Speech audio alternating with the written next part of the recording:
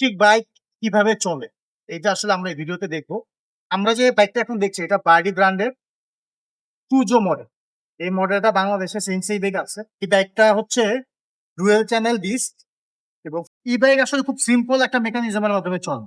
এটা ব্যাটারি দিয়ে পাওয়ার্ড হয় এবং এটার মধ্যে মোটর আছে, মোটরের মাধ্যমে চলে।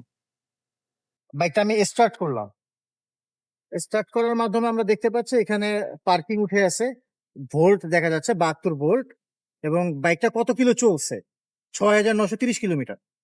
তো আমি যখন বাইকটা যে পার্কিং বাটনটা প্রেস করব, বাইকটা রেডি টু ড্রাইভ। এখানে অন্যান্য যে সুইচ গুলো আছে যেমন ইন্ডিকেটর সুইচ, এরপরে upper dipper switch, plus brake lever board, console বোর্ডটা যদি আমরা দেখি সুইচ কনসোলের যে বোর্ডটা, এখানে এমার্জেন্সি লাইট আছে, হেডলাইটের সুইচটা, পার্কিং লাইট, মেইন হেডলাইট, এখানে গিয়ার চেঞ্জের যে বাটনটা 1 মোড 2 মোড 3 মোড, এই ফাংশনস গুলো এখানে আছে। বেসিক্যালি ইলেকট্রিক বাইক আসলে সবগুলো একই ধরনের মেকানিজমেই চলে, এই ফাংশনিং গুলোই সব ধরনের ইবেকে আসলে ব্যবহৃত হয়। কিছু কিছু জায়গায় একটু নামের কিছু পরিবর্তন আছে, হয়তো বা সুইচের অ্যালটমেন্টের পরিবর্তন আছে, যে সুইচটা এখানে ডান হাতে আছে কোথাও হয়তো এটা বাম হাত। পাশাপাশি এই বাইকের আরো কিছু ফাংশনস আমি আপনাদের সাথে শেয়ার করতে চাচ্ছি, যেমন বাইকের লিটার বক্স, সিটের নিচে বক্সটা থাকে, এই বক্সটাতে অনেক স্পেস থাকে।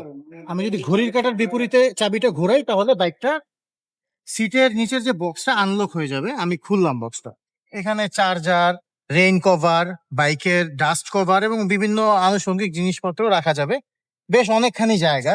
সার্কিট ব্রেকারটাও এখানে রাখা থাকে, সার্কিট ব্রেকারটা অফ করে দিলে বাইক পাওয়ার থেকে ডিসকানেক্ট হয়ে যাবে, সার্কিট ব্রেকার অন করলে বাইক আবার রান করবে। সিটটা লাগিয়ে দিই, জাস্ট একটা নর্মাল প্রেসার, বাইকটা সিটটা লেগে গেল। তো আমি আবার বাইকটা স্টার্ট করছি, এখানে বাইক অন করে